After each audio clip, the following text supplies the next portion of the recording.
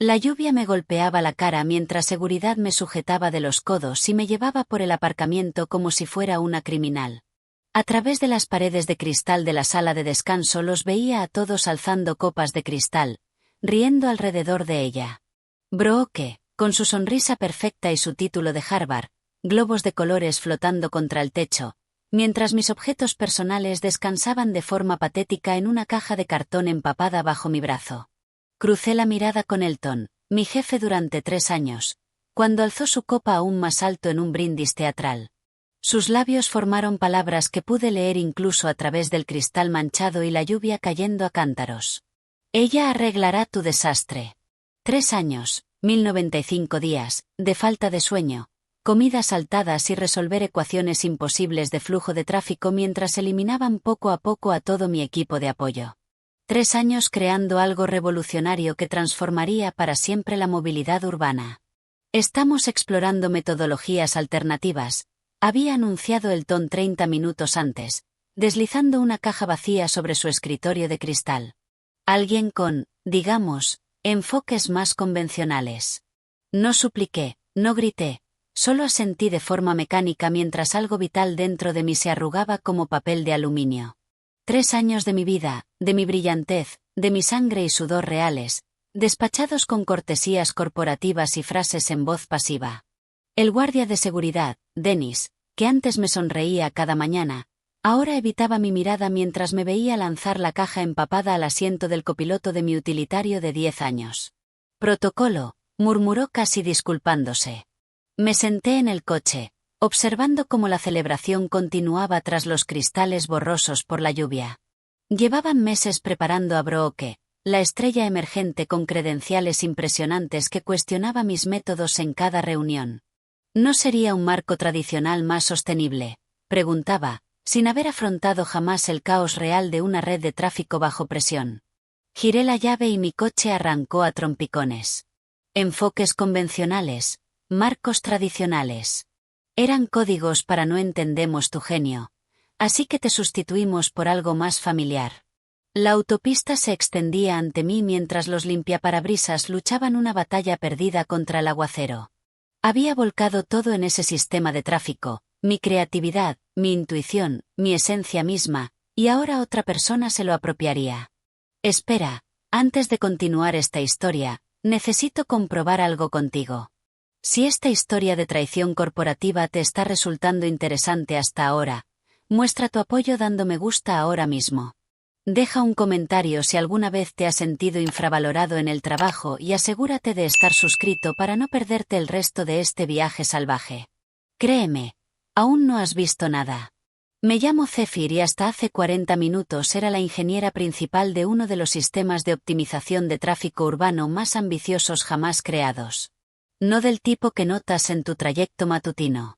Era la arquitectura invisible que garantizaba que los vehículos de emergencia siempre encontraran vías despejadas, que la hora punta fluyera en lugar de detenerse, que una ciudad de 2 millones de personas pudiera moverse como un organismo vivo y no como un caos congestionado. No tenía el aspecto de una ingeniera brillante. A los 32, con el pelo castaño rojizo indomable y una clara preferencia por la comodidad frente a la moda corporativa, era fácil subestimarme. Mis colegas aprendieron rápido que mi mente funcionaba de otra manera, viendo patrones donde otros veían caos, sintiendo el ritmo del tráfico como otros escucharían música. El apartamento estaba oscuro cuando llegué a casa. Sin mascotas, sin plantas, sin pareja esperando, solo el eco hueco de mis zapatos mojados sobre el suelo de madera. Lo había dado todo por ese trabajo, por ese sistema, por resolver problemas que nadie más podía resolver. Mi vida social se había marchitado como plantas olvidadas. Mis aplicaciones de citas acumulaban polvo digital. Mi familia había dejado de esperarme en reuniones. No debía terminar así. 6 meses antes todo era distinto. Mi proyecto, mi hermoso, complejo y revolucionario proyecto, había recibido reseñas preliminares entusiastas. Los responsables municipales se maravillaban con las primeras simulaciones que mostraban reducciones del 30% en los tiempos de respuesta de emergencias. Esto podría salvar vidas, había dicho la alcaldesa, con los ojos abiertos por la auténtica admiración. ¿Cómo lo hiciste? No podía explicarlo del todo.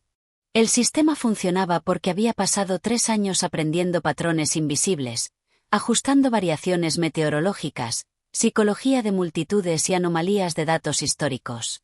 Codifiqué mi intuición en el sistema, realizando miles de microajustes diarios que ningún manual podría recoger. Entonces Elton contrató a Brooke. Solo para aligerar tu carga de trabajo, me aseguró con esa sonrisa fina que nunca llegaba a los ojos. El consejo quiere perspectivas adicionales. Brooke con sus blazers impecables y presentaciones perfectas. Brooke que tenía teoría sobre todo pero no había construido nada.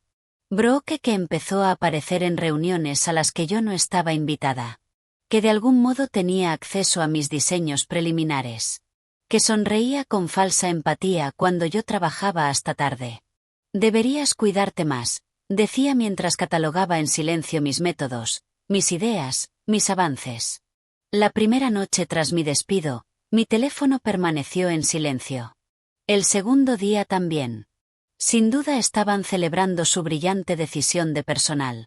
El corazón de su operación, mi creación, estaba ahora en las manos perfectamente cuidadas de Brooke. Me senté en el balcón esa segunda noche, observando las luces de la ciudad parpadear mientras la lluvia amainaba. 3 años de mi vida borrados con frases hechas corporativas y un brindis barato con champán por mi reemplazo. Fui una ingenua al creer que mi brillantez me protegería, que crear algo irreemplazable me haría irreemplazable. El sueño me esquivaba. Caminé por el apartamento como un fantasma, tocando libros que nunca tuve tiempo de leer, abriendo armarios llenos de comidas rápidas y barritas de proteínas. ¿Quién era yo sin mi trabajo? ¿Qué quedaba de Zephyr cuando el proyecto que la consumía le era arrebatado? El amanecer llegó al tercer día, y estaba preparando un café amargo cuando empezó. Mi teléfono se iluminó, vibró. El nombre de Brooke apareció en la pantalla. Lo dejé sonar hasta que se detuvo. 3 minutos después, otra llamada, luego otra.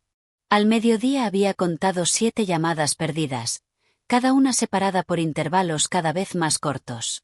Al anochecer el número había llegado a 12.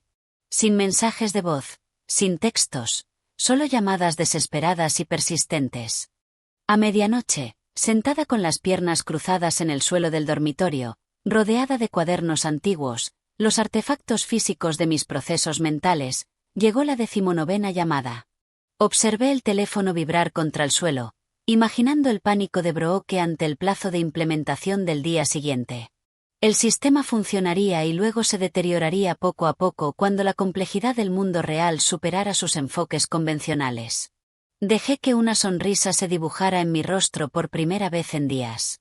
Porque lo que nunca entendieron, lo que no podían comprender, era que mi sistema de tráfico no era solo código y algoritmos.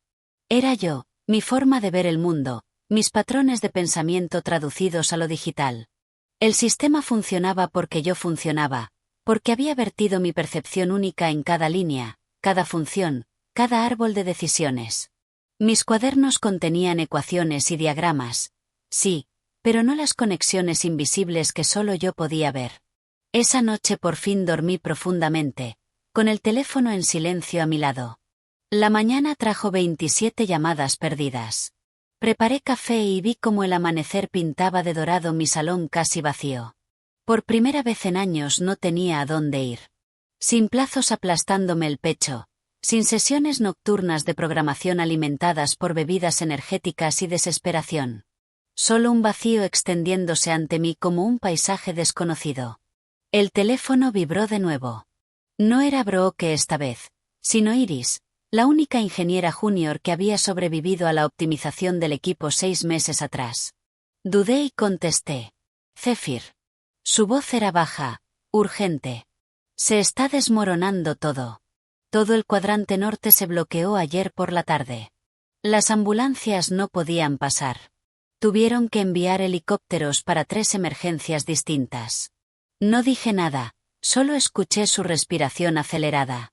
Brooke sigue intentando recalibrar usando parámetros estándar, pero lo empeora todo.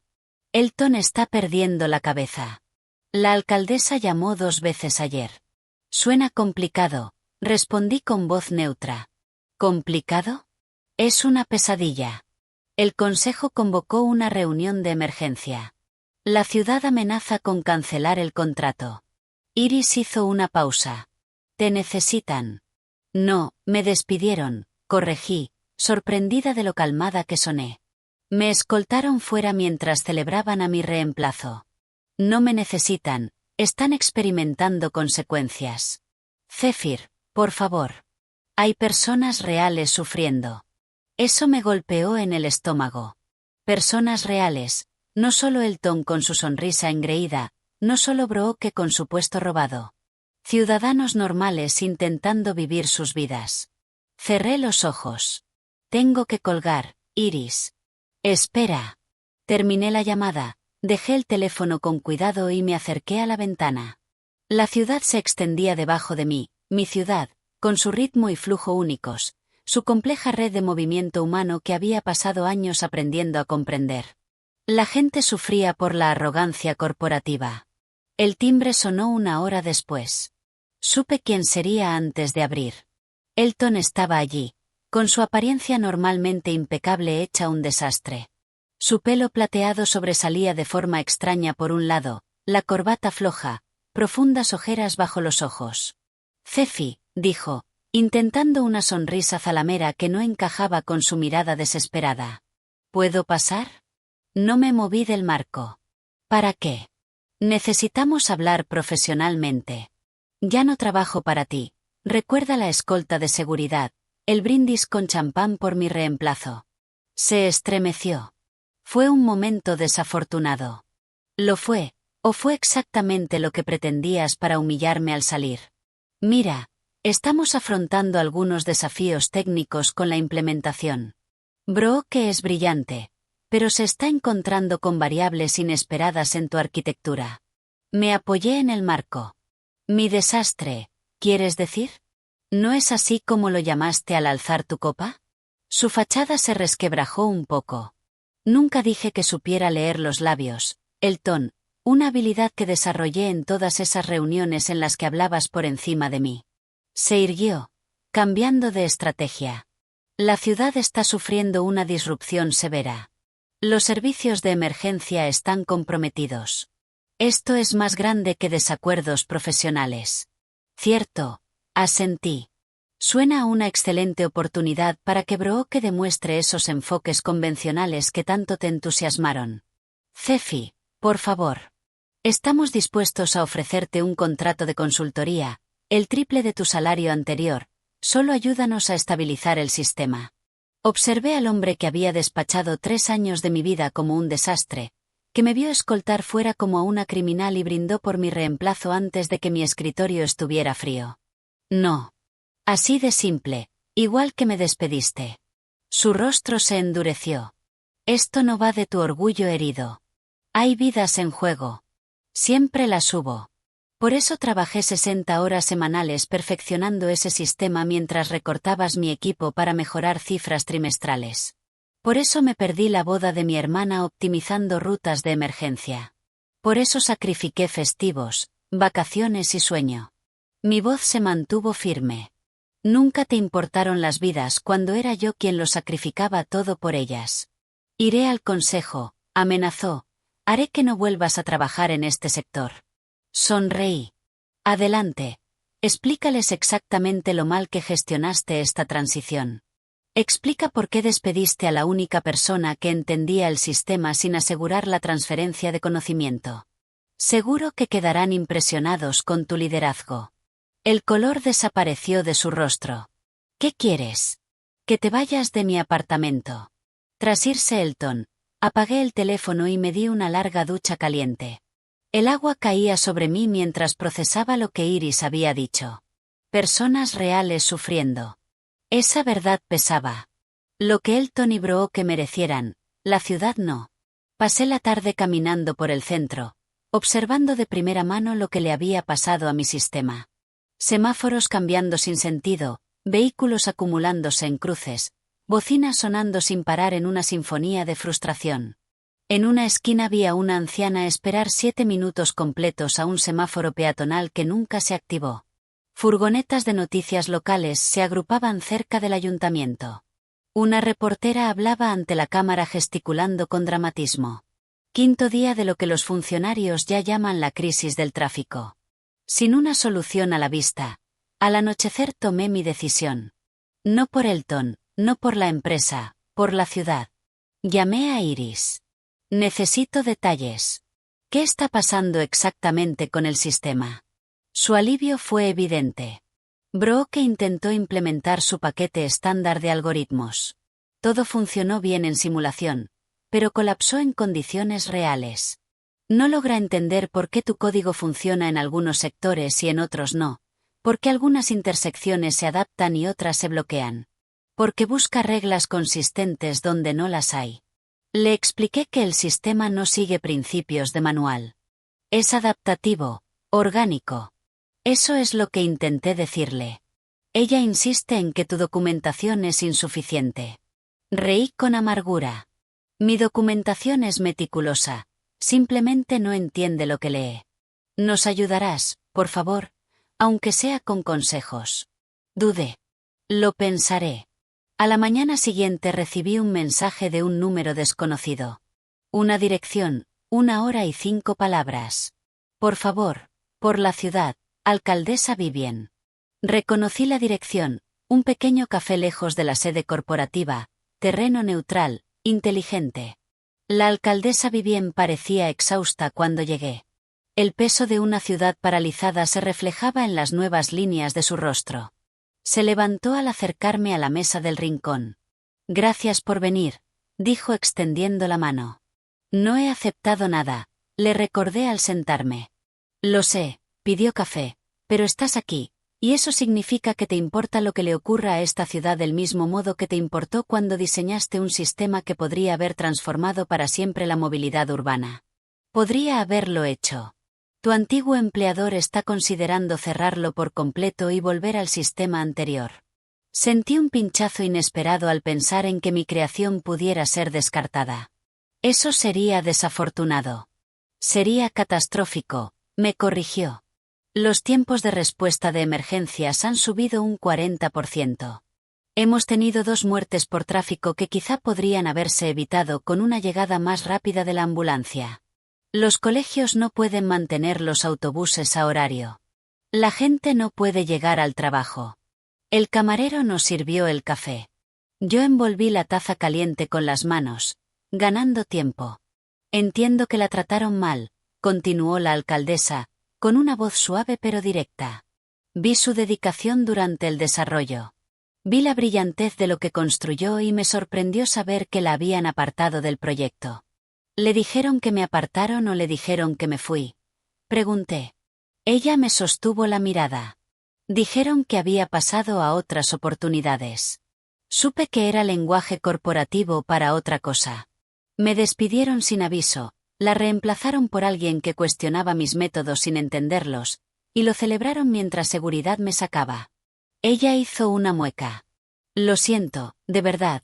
Pero ahora mismo 2 millones de personas están sufriendo porque el sistema que usted construyó, el sistema que funcionaba de maravilla, está fallando sin usted.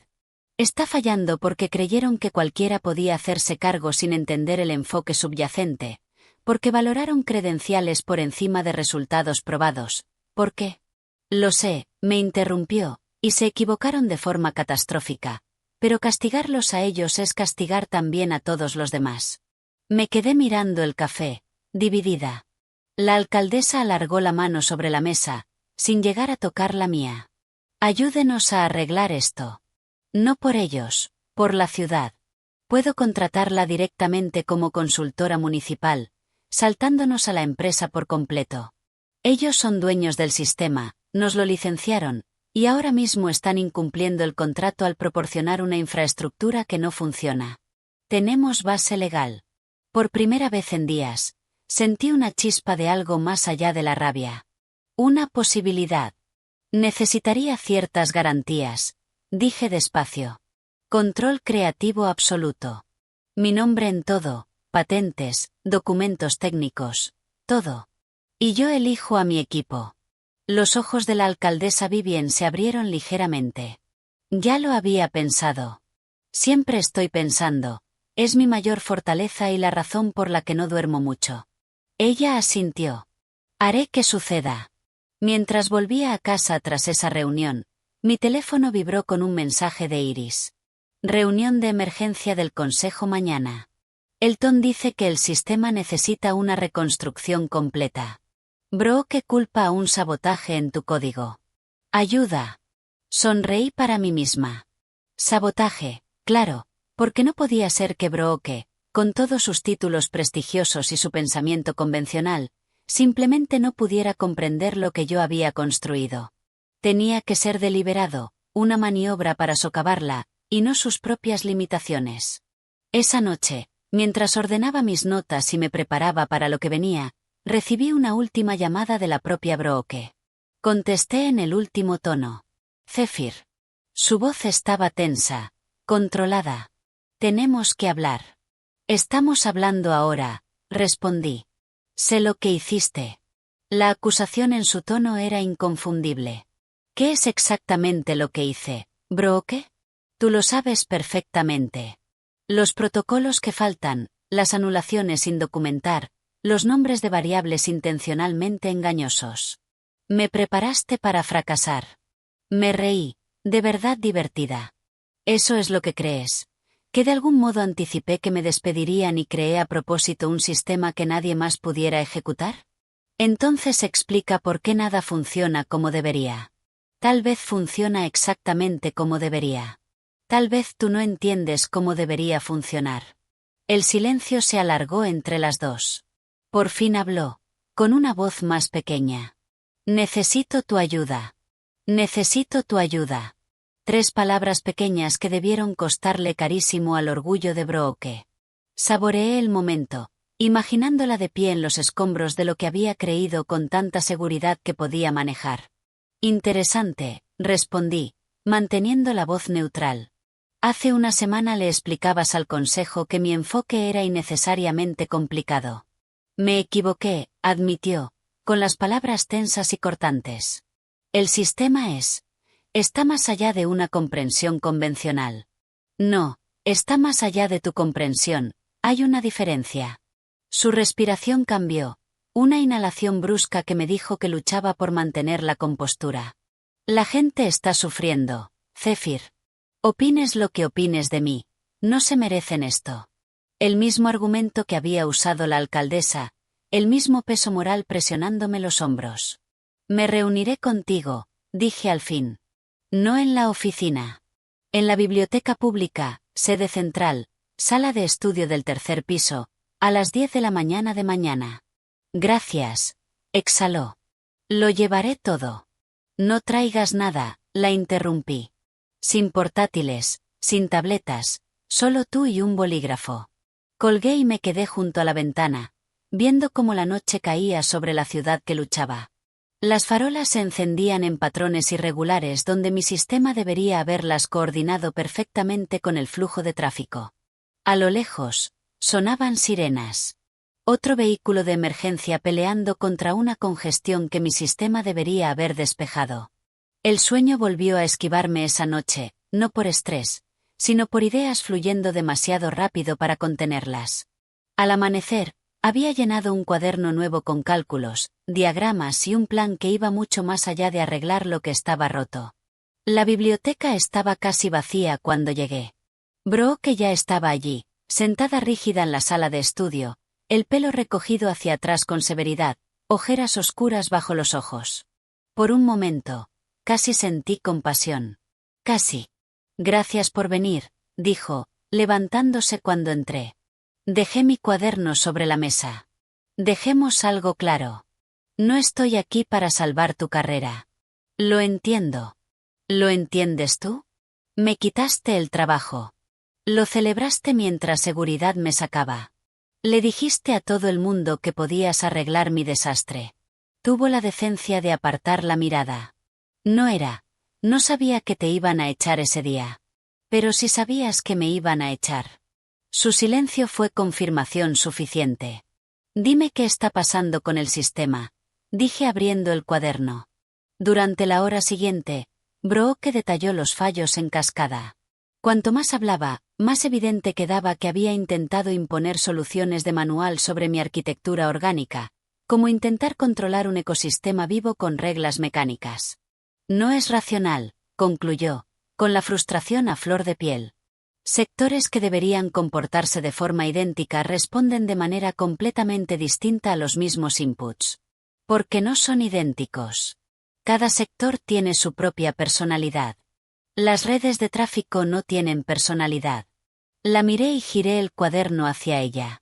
Estás tratando el sistema como si estuviera construido sobre algoritmos estáticos, cuando en realidad responde a miles de variables sutiles que ni siquiera estás midiendo. Ella se quedó mirando mis diagramas. Esto no está en la documentación porque no se puede documentar de formas tradicionales. No va de reglas, va de relaciones entre factores que la mayoría de ingenieros no consideran importantes. Frunció el ceño, confusa. ¿Cómo cuáles? Como el hecho de que el cuadrante norte se mueve distinto los días de partido de béisbol, incluso contando el tráfico del estadio, porque cambia la psicología de los conductores, o que el centro necesita una temporización diferente cuando llueve porque los peatones crean patrones únicos según donde estén los toldos. Eso es imposible de sistematizar. No es imposible, solo está más allá de los enfoques convencionales. Cerré el cuaderno. Por eso estás fallando. Su rostro se endureció. Entonces, ¿vas a ayudar? Aún no he decidido. ¿Qué haría falta? Di tu precio. La observé, a esa mujer que había entrado con tanta seguridad en mi puesto, que había despachado años de mi trabajo con la certeza casual de que ella lo haría mejor. No quiero dinero, dije por fin. Quiero verdad. ¿Qué significa eso? Significa que antes de ayudar a nadie, quiero que el consejo entienda exactamente qué pasó, cómo funciona de verdad mi sistema, por qué falló bajo tu gestión, toda la verdad, sin maquillaje. Ella palideció. ¿Quieres que admita el fracaso? Quiero rendición de cuentas de todos los implicados. Brooke miró sus manos. Elton nunca aceptará. Le está diciendo al consejo que tu sistema estaba mal desde el principio. Por eso me trajo. Entonces supongo que la ciudad se queda paralizada. Me levanté para irme, pero Brooke alargó la mano sobre la mesa, sin llegar a tocarme el brazo. Espera. ¿Y si? ¿Y si digo la verdad sin él?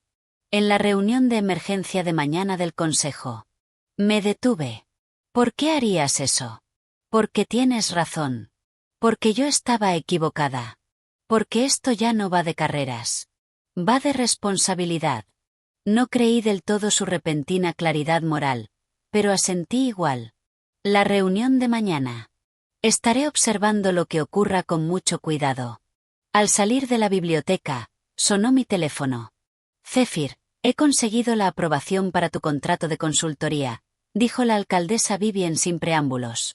Directo con la ciudad, saltándonos a la empresa por completo. Puedes empezar de inmediato. Antes hay algo que tiene que pasar mañana, respondí. Una reunión del consejo cuyos resultados necesito ver. No tenemos tiempo para política corporativa, Zephyr. La situación empeora cada hora. 24 horas no marcarán diferencia en los problemas estructurales, pero pueden marcar toda la diferencia en lo que pase después de arreglarlos. Hubo una pausa. ¿Tienes un plan? Siempre tengo un plan.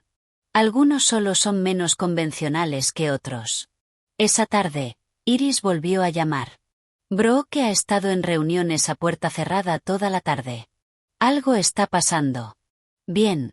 Respondí. Bien. Elton le está diciendo a todos que el proyecto entero debe desecharse. 3 años de trabajo perdidos. Mi trabajo, le recordé, y no va a ninguna parte.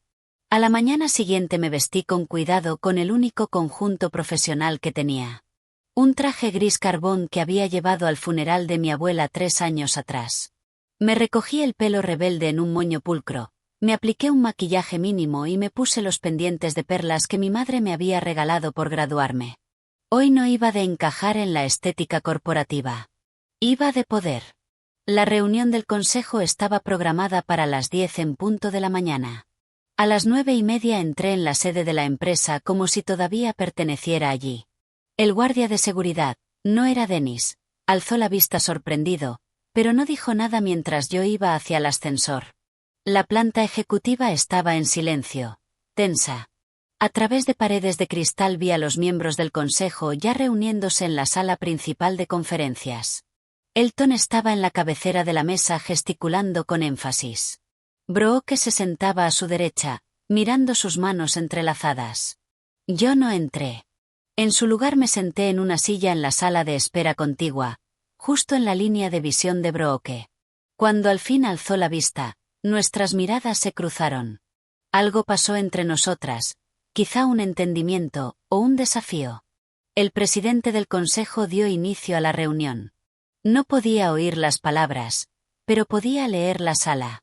La confianza ensayada de Elton, la preocupación de los consejeros, la rigidez de Brooke. A los 10 minutos, Elton proyectó gráficos mostrando los fallos del sistema. A los 15 minutos, culpó explícitamente a mi metodología experimental y sin documentar del colapso. A los 20 minutos, Brooke se puso de pie. Me incliné hacia adelante, observando sus labios mientras empezaba a hablar. Las expresiones de los consejeros pasaron de la preocupación a la sorpresa y luego a algo cercano al shock. Elton intentó interrumpirla, pero el presidente lo mandó callar. Brooke siguió hablando, mirando de vez en cuando hacia donde yo estaba sentada. Fuera lo que fuera, no era el relato que Elton había preparado. Exactamente a las 10:37, la puerta de la sala se abrió. Un guardia de seguridad se acercó. Señorita Zephyr, el consejo solicita su presencia. Asentí, me levanté, alisé la chaqueta y lo seguí hasta la boca del lobo. El silencio cayó cuando entré. Todas las cabezas se giraron hacia mí, algunas curiosas, otras hostiles, otras ilegibles. Gracias por acompañarnos, dijo el presidente con un tono cuidadosamente neutral. La señorita Brooke ha estado compartiendo información reveladora sobre el diseño de su sistema de tráfico. Asentí, sin decir nada. Ella sugiere que los fallos actuales de implementación no se deben a defectos en su diseño original, sino a la mala aplicación de algoritmos convencionales a su... ¿Cómo lo llamó usted? Arquitectura adaptativa, respondió Brooke, sin sostener la mirada de Elton. Sí, continuó el presidente. Además sugiere que solo usted entiende por completo cómo operar el sistema correctamente y que su despido fue precipitado. Me volví hacia Elton, cuyo rostro se había puesto de un rojo poco sano. Precipitado, repetí. Una elección interesante de palabras para despedir a la única persona que entendía el sistema multimillonario que usted se comprometió a entregar a la ciudad. A ver, Zephyr, empezó Elton, pero el presidente alzó la mano. Señorita Zephyr, la situación es crítica. La ciudad amenaza con acciones legales por incumplimiento de contrato. Nuestra reputación está sufriendo un daño incalculable. Necesitamos soluciones, no reproches. Estoy completamente de acuerdo, respondí con calma. Por eso he aceptado un puesto como consultora directa de la oficina de la alcaldesa, con efecto inmediato. La sala estalló en murmullos confusos. El presidente golpeó un pequeño mazo para pedir orden. ¿Usted qué? Elton balbuceó. La ciudad ha ejercido su derecho contractual de contratar experiencia independiente cuando el contratista principal no logra entregar una infraestructura funcional, expliqué. Como ustedes licenciaron mi sistema, pero ya no pueden hacerlo funcionar, me han contratado a mí para arreglarlo. Eso no puede. Elton tartamudeó. En realidad, si puede, interrumpió una voz nueva. La alcaldesa Vivien estaba en la puerta, flanqueada por su asesoría legal. Desde las 9 de la mañana, la ciudad ha notificado formalmente a su empresa un incumplimiento material. Estamos ejerciendo nuestro derecho de contratar a la señorita Zephyr directamente. La expresión del presidente se ensombreció. Esto es altamente irregular. Igual de irregular fue despedir a la creadora de un sistema propietario sin asegurar la transferencia de conocimiento, respondió la alcaldesa con suavidad. Pero aquí estamos. Mi sistema estará plenamente operativo en 72 horas, añadí, bajo mi gestión directa, con mi propio equipo. ¿Tu equipo? Se rió Elton con aspereza. Tú no tienes equipo. Lo tendré, repliqué. Empezando por Iris, a quien me llevo de aquí, con efecto hoy, junto a cualquier otro ingeniero que entienda el valor del pensamiento adaptativo por encima de los enfoques convencionales. La venganza que había planeado, el momento que había imaginado desde que me sacaron pasando junto a ese brindis de champán, no fue lo que ocurrió después. No fue ver a Elton balbucear sin poder hacer nada, ni ver al consejo darse cuenta de su error catastrófico. Ni siquiera fue la entrada perfectamente calculada de la alcaldesa. La verdadera venganza llegó 48 horas después, cuando mi sistema restaurado, en silencio y con elegancia, volvió a funcionar en toda la ciudad. Cuando los tiempos de respuesta de emergencias bajaron de nuevo a mínimos históricos. Cuando el tráfico fluyó como agua encontrando su curso natural. Cuando la alcaldesa dio una rueda de prensa anunciando el enfoque arquitectónico innovador, impulsado por la consultora municipal Zephyr, que se convertiría en un modelo para ciudades de todo el mundo. El momento más dulce no fueron las ofertas de trabajo que inundaron mi bandeja de entrada de empresas que de pronto reconocían mi genio. No fue el reconocimiento del sector ni los honorarios sustanciales. Fue la tarde, exactamente un mes después, cuando pasé por delante de la sede de mi antigua empresa camino de la oficina de la alcaldesa. A través del vestíbulo acristalado vi cajas de mudanza y gente vaciando escritorios. El contrato con la ciudad, su principal fuente de ingresos, había sido reasignado de forma permanente a mi nueva división municipal de innovación.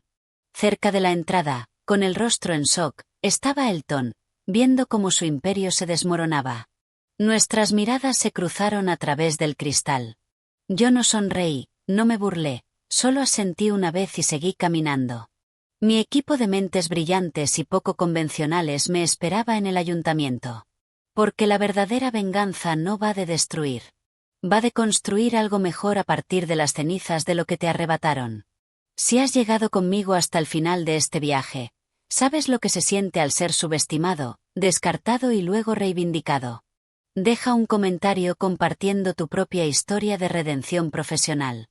Dale me gusta a este vídeo si crees en el poder del pensamiento no convencional y suscríbete para escuchar más historias de triunfo sobre la toxicidad corporativa. Porque a veces la mejor venganza no es solo el éxito, es cambiar por completo el juego.